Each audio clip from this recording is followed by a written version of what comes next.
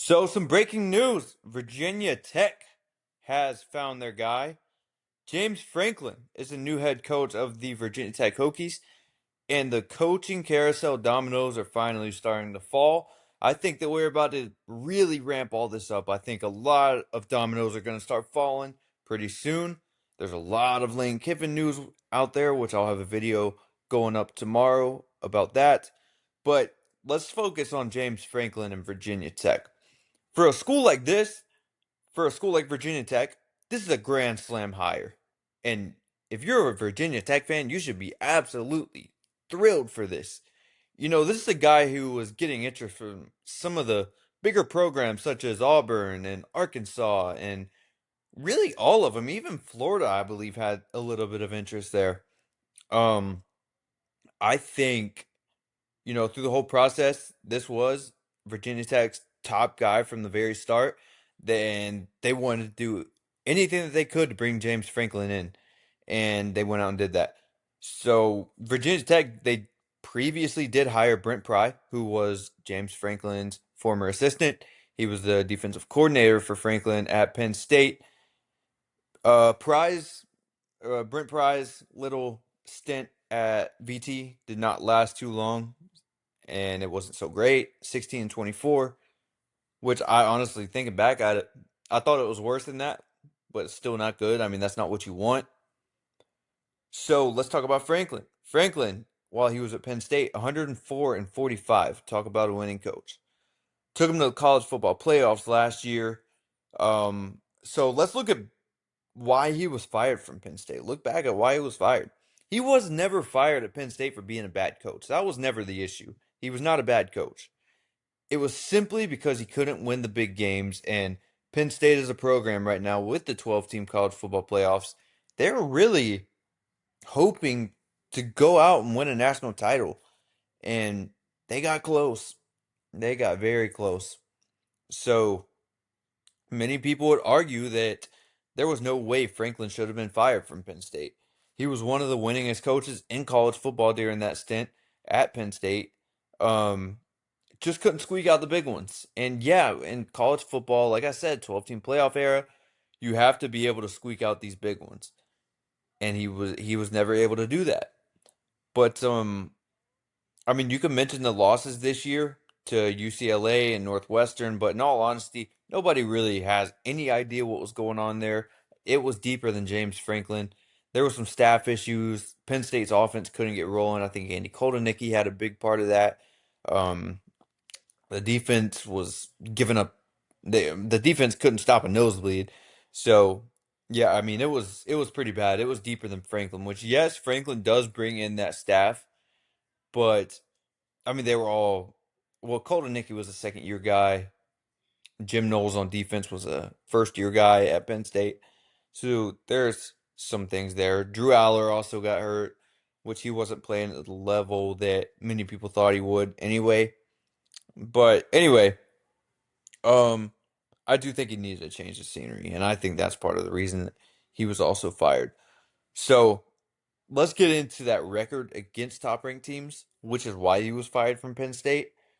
So versus top 5 teams, he was 1-15. Versus top 10 teams, he was 4-20. Versus top 6 teams, he was 2-21. And then the kicker comes in. Ohio State versus Ohio State, 1-10.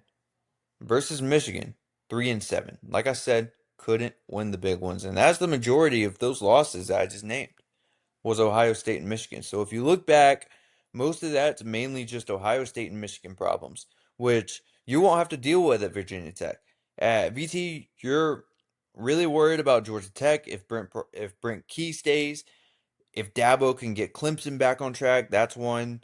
But right now they're not looking so hot. I think that Franklin will come in there and make Virginia Tech arguably a better team than Clemson off the rip if Clemson continues at the pace that they're at right now.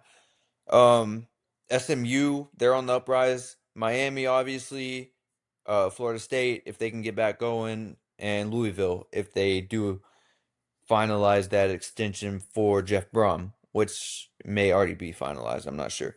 But anyway, my point is, I think that you're going to coach in a weaker conference than the Big Ten, and that's nothing against the ACC because I know there's some ACC people out there that might want to argue that. But if you line the two up together, there certainly isn't any Ohio State in the ACC. That's one of the teams that you struggle with. I don't think there's an Oregon in the ACC. Struggled with Oregon a little bit when they would play. Michigan, that tier of Michigan that Franklin was losing to, that national championship contending Michigan, I don't think there's any of that in the ACC either, unless you want to say Miami. I don't think Miami's at that tier though. I think that Michigan team would beat any of these Miami teams. So yeah, the teams that he couldn't get past were literally teams that went out and won national championships multiple times within the last few years. So if that says anything, then you should feel good about your chances at Virginia Tech. You know, um, if James Franklin brings in rosters like he did at Penn State, you're going to win a lot of football games over in Virginia. And probably going to be college football playoff contenders and ACC title contenders year in and year out, in my opinion. That's just my opinion. Because if you have those Penn State rosters that he's had and recruited there over at Virginia Tech and played their schedules, I think you're making a run every year, including this year. But the first thing Franklin is going to be doing is he's going to be picking up the phone. He's going to be calling everybody that he's recruited at Penn State, everybody that he's gotten over to Penn State, and he's going to try and sway them over to join his new place at Virginia Tech. So I think he's going to have a lot of success doing that because we've already seen multiple recruits that have decommitted from Penn State. They want to schedule visits already. They want to flip wherever Franklin goes. So you got to feel good about that. When all this coaching carousel stuff went down, Virginia Tech, or not Virginia Tech, but Penn State had the most decommits out of anybody. So after Franklin got fired, Penn State had 17 decommits. I would like to think a good portion of those, most of those, are probably going to be over with you now. And not to mention, some of those are literally five-star running backs. Some are top players in Pennsylvania. So you're going to be able to recruit that region really good because you've been there, done that, and not too far. But in terms of NIL and boosters, yeah, Franklin won't have as much as he did at Penn State for obvious reasons. But he did very well at recruiting lower three-star players and just really got the most out of them and turned them into really good football players. You've even seen some undrafted, or not undrafted, but unsigned, some walk-ons there, like Dom DeLuca, and now he's a starter. He's been a starter for 3 or 4 years now, and he's been a solid player. So Franklin, he can develop these players, and he always comes in with a good defense. You're going to get a good defense year in and year out. He has, yeah, he's had offensive issues with Penn State, but then again, he's playing in the Big Ten. Big Ten has some of the better defenses in college football. The ACC is kind of the complete opposite. So I think it's just a perfect fit for him. It's the perfect fit for James Franklin. And not to mention, um, like I said, he's very familiar with recruiting that same region because that's where he recruited. That's the same region he recruited all this time at Penn State. So, like I said, he's going to be able to pick up exactly where he left off, and I think it's going to do very good things for this program. And you're going to be able to come in and win football games immediately.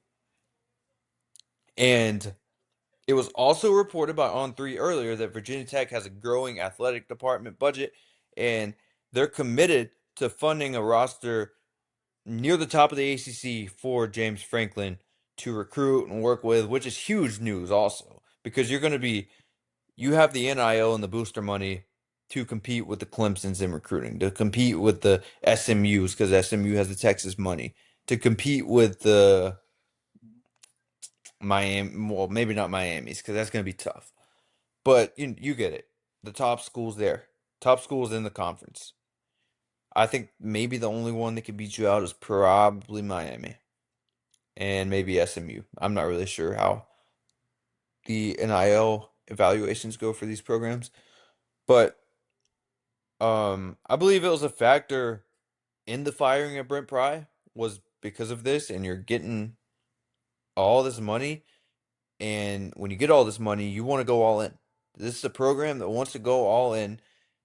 They've had their eye on James Franklin from the start. They set it out to go get him. They did it. Best case scenario. Best case scenario for any Virginia Tech Hokie fans out there. Grand slam. Like I said, you knocked it out of the park here. You're taking a guy who was one game away from winning a national championship last year. A few plays away from going to a national championship last year.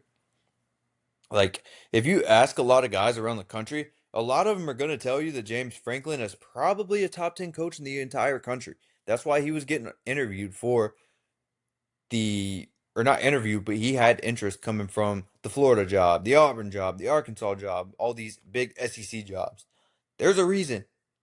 And like I said, many people, they'll tell you he's a top 10 coach. You can argue it, but even if you do, it's not that far off. I can't really sit here and name 10 coaches that have had more winning seasons. Yes, there's those issues. Like I mentioned, you can't get past the top teams. That's a lot of coaches out there. That's a lot of coaches. Even if you don't realize it, go check the records. It's a lot of guys out there. I think it just got super frustrating for Penn State and they moved on because it was the same two teams. I think that's the main reason. It was the same two teams. But anyway, he's a guy that comes in, wins football games, and if you're a Virginia Tech fan, I think you're going to get much more than what you were even hoping for because you're 3-7 right now. He's going to come in and he's going to get you consistent 10 plus win seasons because that's what he did at Penn State. And like I said, that was, I believe, a higher tier of play over in the Big Ten than he's going to be competing against in the ACC with similar recruiting.